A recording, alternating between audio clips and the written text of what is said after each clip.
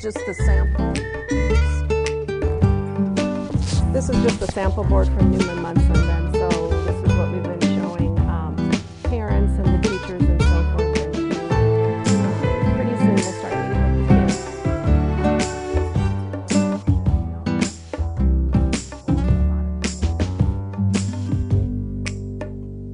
I'm Mindy Paulsen, and last October I was appointed to be Buford Garner's principal. And that's my role right now. I'm working out of a temporary office at Van Allen School. It's exciting, and then there are days that it's kind of overwhelming with everything that you have to do, but it's been a good process so far of how I've been able to hire staff and getting the ordering done. I have lots of support from lots of people in the district to help me with the process, so I'd say things have been going pretty well, and we're all looking forward to opening Buford Garner. I was an educator. I taught third grade. My career actually started way over in western Iowa. And in probably around the late 80s, early 90s, went back to grad school, got my administrator degree, was a principal for 4 years in Webster City, Iowa, and then a principal for 2 years in Muscatine, and then this is my 10th year in Iowa City. I was hired to be the Roosevelt principal, which is what I did up until about semester time this year.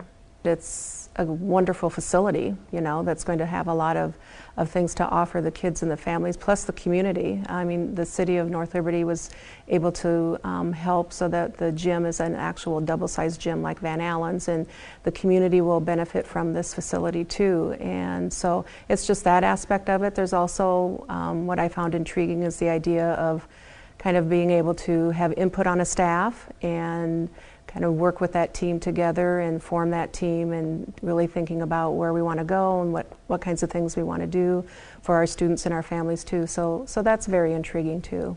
We're going to have a little more closer proximity to our neighbors, you know, and hopefully see maybe a few more kids walking to school. And then from a principal standpoint, just thinking about safety and traffic and all of those kinds of things that you have to do. So I think that's that. I think for that little part of town, the playground, I think, will serve a great need, and our PTO has already started a playground committee, and you know, talking about how we can really make this, design it so that it's accessible for lots of different families, lots of different kids, and really promote that as a place for the community to use to get out and get fit and all of that stuff. One of the challenging things will be that we know that we will grow. I mean, just the few weeks that I've been in North Liberty, it's obviously continues to be a growing community.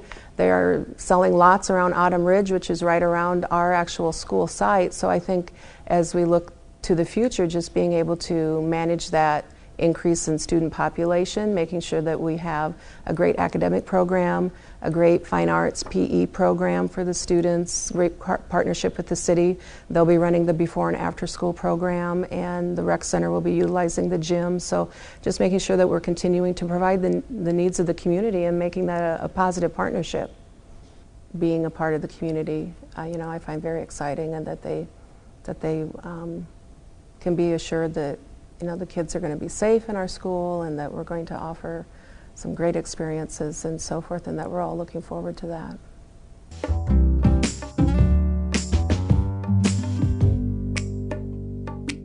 If I weren't an educator, I think I'd probably be doing something in the creative kinds of stuff. I like to sew, I like to do those kinds of things, so that's a hobby. You know, if it would be that someday I wouldn't be able to be an educator, or could I support myself on doing something else, I'd probably look in that area. You know, I am actually looking at not many more years in education, you know, that the retirement will be happening, and I would hope that my life after education would be fulfilled with, you know, hobbies, volunteer work, those kinds of things, and being able to just, you know, enjoy life at that point. Oh, I like antiquing. That's flea markets, those kinds of things. I read, travel when I can.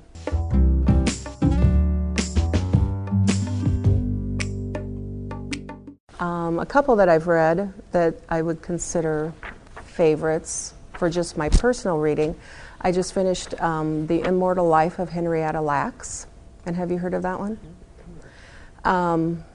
Back in the 50s, an African-American woman had cervical cancer, went to Johns Hopkins, and they took a biopsy of the tumor, and what they discovered in the lab is that her cells never died. Back in the 50s, they were trying to create a way to keep cells alive for study, and for some reason hers did. And out of that came the whole idea of research and development and those kinds of things. And unbeknownst to her family, for many years, they didn't know this was happening.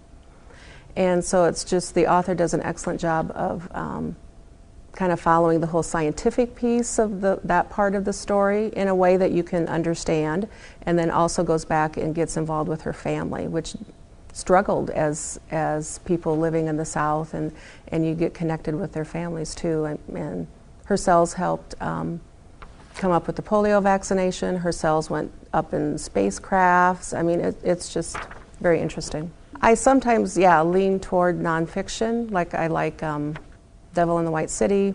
I'm reading The Lost City of Z right now. So I go through spurts where that's what I want to read. So that's one that I have enjoyed most recently.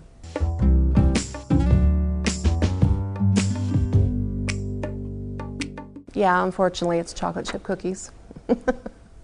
Homemade? Oh, I'm not really, homemade are best, but But you're not picky about this one? I'm not picky, no.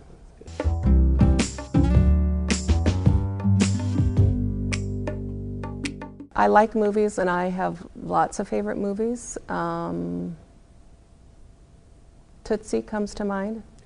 I like that one. Pride and Prejudice, I like that one. Those would be two that come to mind.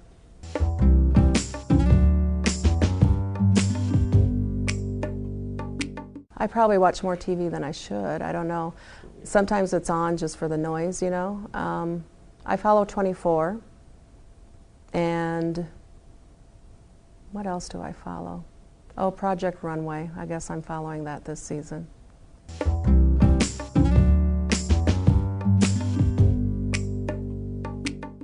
I grew up west of Cedar Rapids on a farm. My parents are still on the farm there. I'm one of 6, and so have siblings, 2 in Des Moines, 1 in Minneapolis, 1 in Kentucky, and I have a brother that lives here in town. I am single with no kids, so his 3 kids are, kind of cool to hang out with and stuff. So that's my family.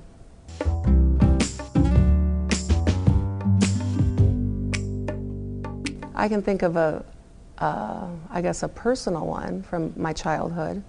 And the one, I don't even know why it came to my mind, but one Halloween, my mom always made our Halloween costumes. That was the big deal back then. And so one Halloween, she stitched corn husks to a shirt and a pair of pants and that stocking cap, and I went as a scarecrow and won the prize. So that's one thing I remember.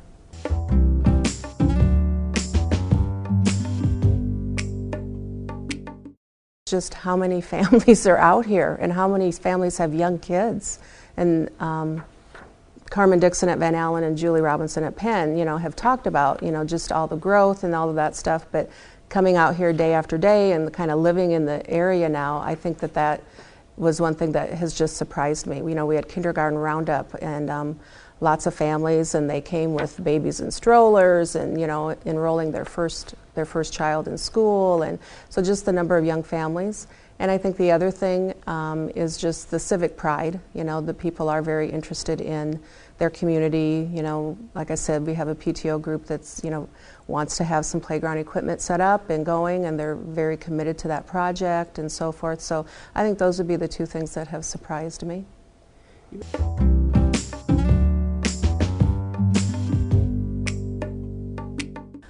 Oh, rock, paper, or scissors? Probably scissors. Again, going back to sewing and that kind of stuff, creating.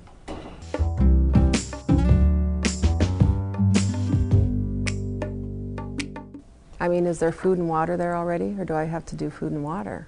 That's a good question. I mean, you can presume that there's enough coconuts and fresh water. Okay. I would probably I'd probably bring a book or two, and 3 things: a radio, and a knife.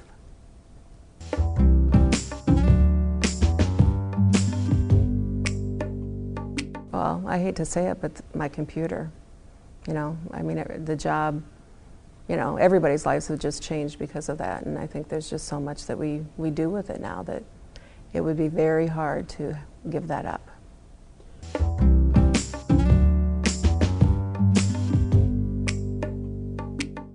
I think it's one that I say to kids a lot, is that we want you to always do your best. And I think that's something that I hope I model every day and that the kids pick up on.